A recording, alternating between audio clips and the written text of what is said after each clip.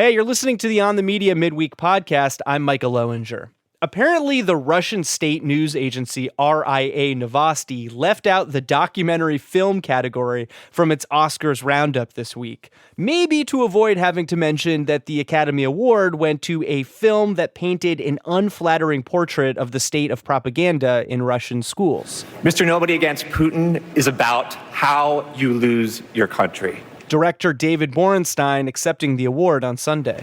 And what we saw when working with this footage, it's that you lose it through countless small little acts of complicity.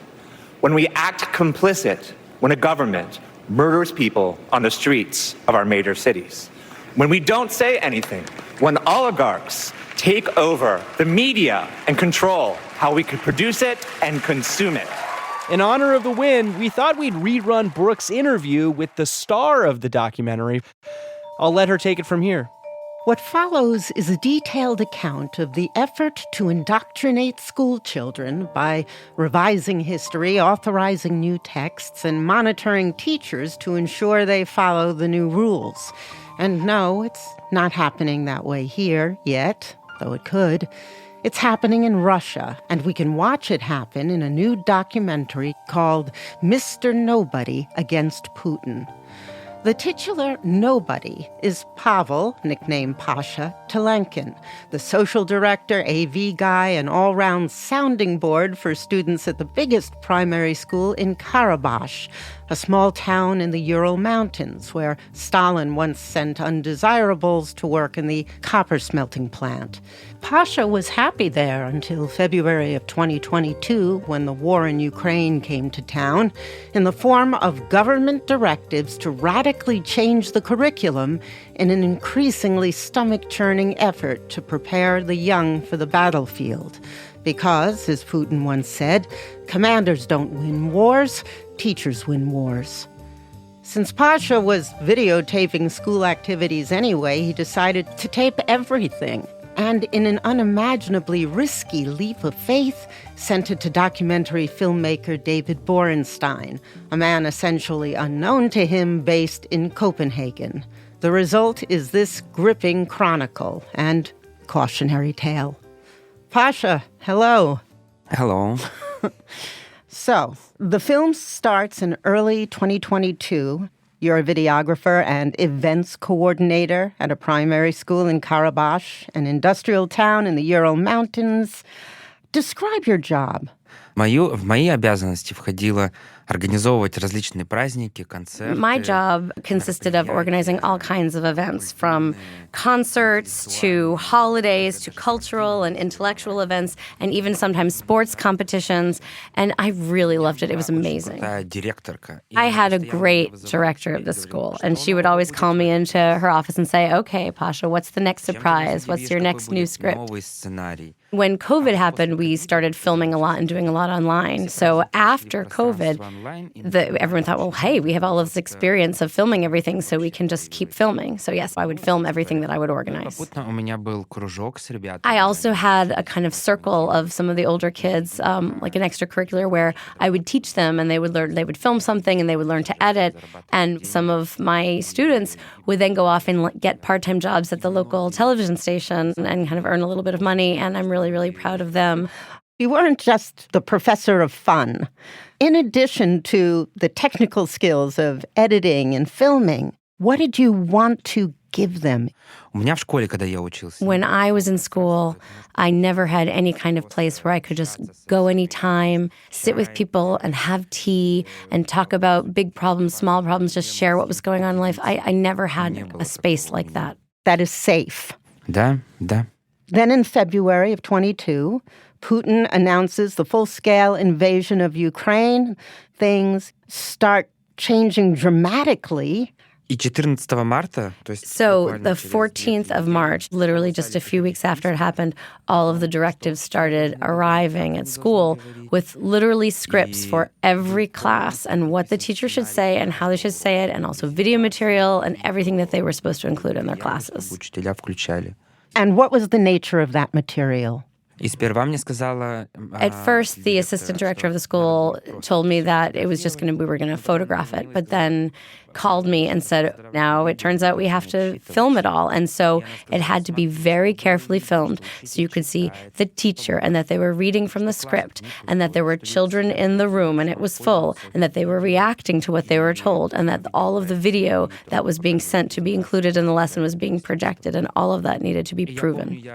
For example, I remember one of the very first ones, the teacher was reading from the script about how Russia, Ukraine, and Belarus, we're all united countries, we all share language, we have the same fairy tales and the same past.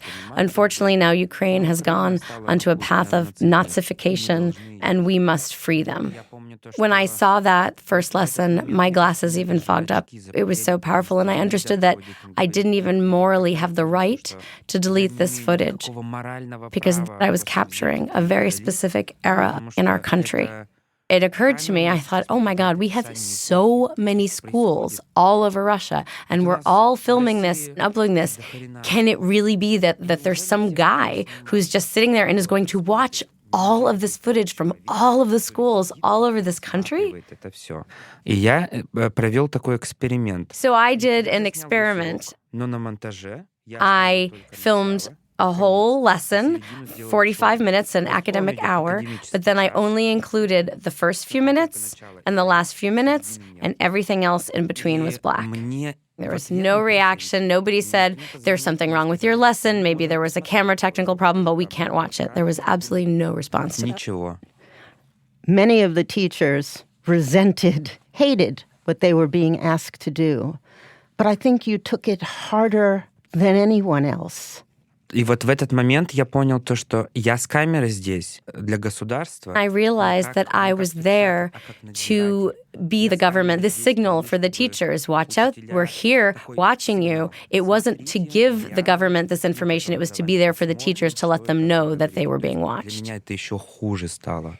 You took a risk when you sent that lesson that was blacked out in the middle. And I want to know why.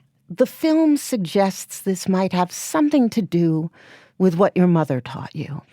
В России есть такой праздник на 9-й день. In Russia, there's a holiday on the 9th day after Easter. Everybody goes to the cemetery. Рассказывает разные истории. And there, my mom would tell me different stories about who was who and who came from where and our relatives. Она об этом рассказывает только там. And for some reason, she would only tell me those stories of our family there at the cemetery. As I got older, she started telling me about this family member was repressed under Stalin, and this one was repressed, and this one was repressed. I was just sitting there incredulous and thinking, what? Was everybody in our family repressed under Stalin? And the next year when we went to the cemetery, I hung a microphone on her and took a camera because I needed to hear these stories. Someday she's not going to be here, and then who's going to tell these stories, and who's going to know that all of our family were persecuted by Stalin and sent into exile out into Karabakh? Before I left Russia, I gave that material on a flash drive to my sister, and I said, put this in the photo album. This is not for you. This is for your kids and for their kids. Иногда я не знал, зачем я это делаю. Ну, просто у меня были такие порывы. I just actually can't say why I did it. I just felt this compulsion to just do something. So all those things I did, Lady Gaga and the anthem and the flag and putting the X's on the windows. You know, there are all these kids around me, and they're also thinking people, but they don't have anyone to talk about all of this with. And when they saw all of that, it was like a signal to them that the school is not completely lost, that there are people that you can talk to. You're not alone. You're not alone. There are people for you. But those events, playing the national anthem sung by Lady Gaga, not just in your office, but over the entire school audio system, and to black out the windows with X's in solidarity with Ukraine wasn't just for the students. That was for the whole community, and that was risky. Yes, it was risky, but it was all right after Putin announced that the U.S. was now our enemy. And right after that announcement, I went and I grabbed the American flag and put it in my office. So naturally then, some weeks later, you were scrolling on Instagram and you came across a post from a Russian web content company asking for people to submit stories about how their job had been changed by what Putin called the special military operation. And you responded with a long email describing your frustrations, and you said, quote, "I am a teacher forced to do the exact opposite of what a teacher should do." Это было из-за того, что... That was because I was just so filled with fury. When there's that much fury inside you, you just act and you don't really think about what the consequences are going to be. I was just so furious. Да, на тот момент, просто понимаете, уроков этих все больше и больше, больше и больше. У меня... At that moment, all of these lessons had been increasing and increasing and increasing, and I'd been filming more and more and more material, and nobody was talking about it. Everybody was just silent. And so when that missive came out, I just was like, take it all. You have to see what's happening. You have to just take all of this so people know what's going on. Рассказывайте, это очень важно. And that is why, even after Putin instituted a law that made it illegal for Russian nationals to collaborate with foreign workers, you were all in. Да. Ну вот я продолжу на прошлый. Of course, after I sent all of my, angry words off to that media content company, they're like, oh, no, thank you, we don't need this. But they did send what I wrote around to each other, all of like the creative team there. And that was how I wound up hearing from David. Mm-hmm. Да, и вот написал Дэвид. And so on the one hand, I knew that working with an American director, I could get in a lot of trouble. But on the other hand, I thought it was great. It was cool that he was interested. And I felt like I had an obligation to work with him and share this material. You film an interaction with another teacher, Pavel Abdulmanov. He's the one leading the new mandatory anthem ceremony at the school. He's a representative of the ruling party. You asked him, in an interview format, why he chose to be a history teacher and which historical figures he'd love to meet. They were basically the worst monsters of the Stalin era. Я вот тут хочу сказать, секретик вам небольшой. I'm going to tell you a little secret. When I interviewed him, I was utterly floored, completely speechless when I heard all of the, heroes that he was describing that he would like to meet. I texted one of my students that was in the next room and say, you have to come here and relieve me. And so my student came in and switched places with me, and he finished the interview. We showed the film in Czechia, and at one of our screenings, a director came. I'm sorry, I don't remember his name. And he said, if anybody had ever come to me with a script that had a character who dressed like him and who spoke like him and who gave those answers to questions, I would have sent them back to film school and said, learn how to write characters better, because that was too much on the nose. There's no way that could ever be realistic and could ever happen. The Wagner Mercenaries came to your school with weapons as props, and you filmed scenes of children holding landmines, big, heavy guns, and heard stories of death and glory. The footage of this is truly incredible. The arrival of the Wagner Mercenaries had a huge impression on me. Because there were welcoming words spoken by the teachers, like, guys, we have visitors, they're here, they want to talk to you all. If they had really said everything to the kids, they would have said, okay, guys, we have visitors here today.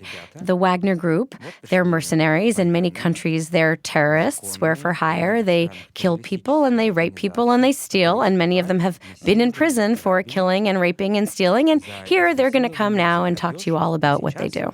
If you see the film, you'll see that there's this one teacher who's constantly putting her back to the camera and trying to stand in between the camera and the Wagner things. And I just felt like, if that's what she's doing, then maybe everything isn't all lost and maybe we still have a chance, that if you can feel the shame for what's happening. It was just really, really unpleasant that they were in the school. Было неприятно от этого всего. Now, the film features a few students who are always in your office, especially Masha and Vanya, who'd recently graduated. Masha wanted to go to medical school. She was also very stressed out by her brother's deployment to Ukraine. Vanya was working in a liquor store. He's pondering his next steps. over a 2-year period, we track exactly how their lives were altered by this war. I mean, these students knew they were getting filmed by you, a teacher they trusted, they loved, but they didn't know it might be seen by the world. Was that tough for you to negotiate? With Vanya, it wasn't difficult. He just called me up and said, okay, I'm being shipped away, come and film my goodbye celebration. He and I had talked before that and had kind of a plan. If he had been called up, we were going to figure something out. But instead, he was called up and he just told me to come film his goodbye. With Masha, it was more complicated. But I think it was really important to show that story. A lot of people don't understand it, but let me give an analogy. Let's imagine that Masha's brother is dying from cancer, but it's not a secret, and everybody knows that he's going to die.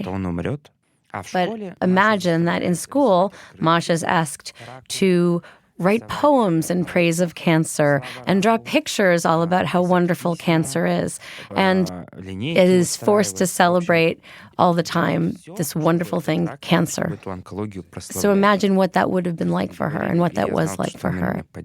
We, of course, never talked about this openly, but I knew that she would be supportive of this. And that's what happened in the end. And in the end, when she finally saw it, she said, "Why is there so little of me in this film?" In 2024, one day you looked outside your apartment window and you noticed a police car parked just below, and that's when you knew you had to leave.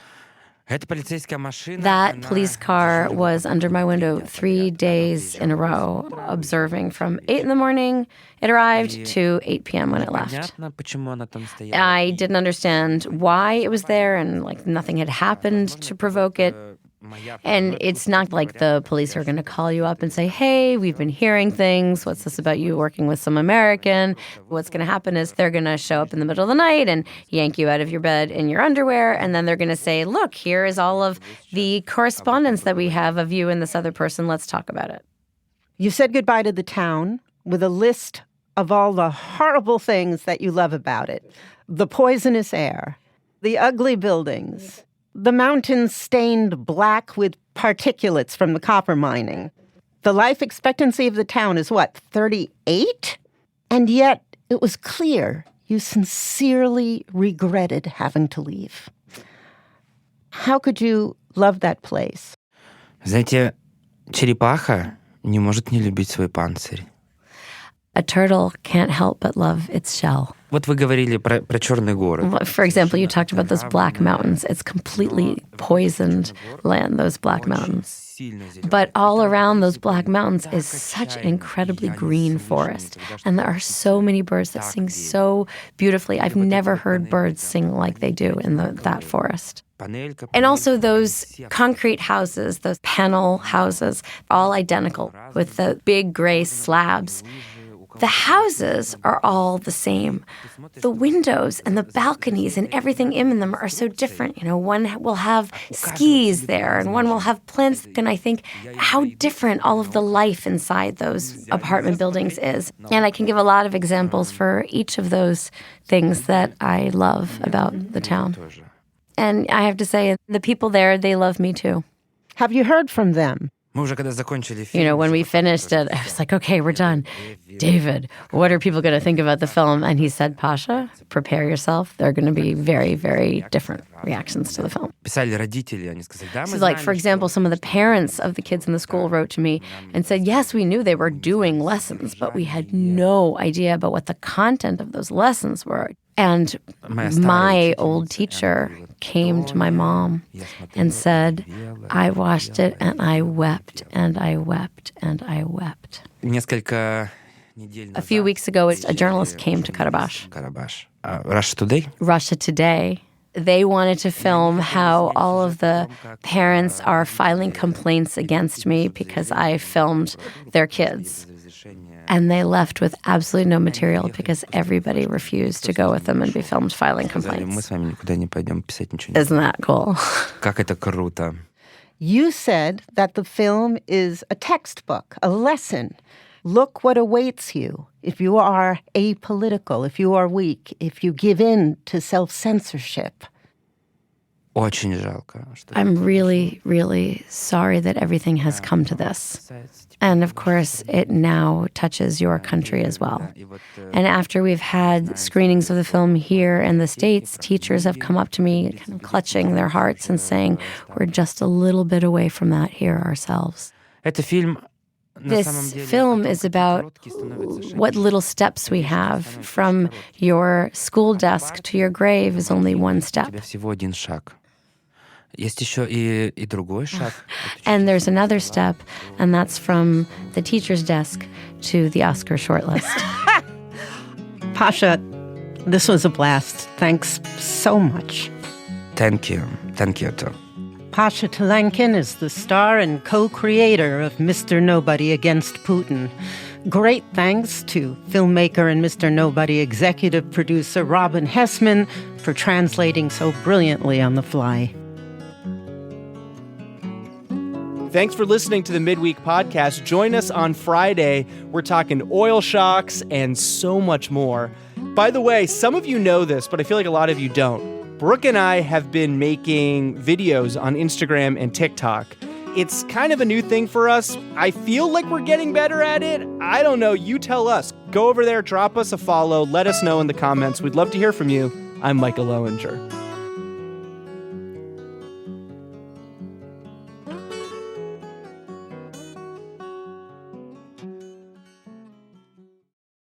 Whether it's news from around the world or the latest from your neighborhood, New Yorkers engage with WNYC studios for the information and connection they can only get from our programming.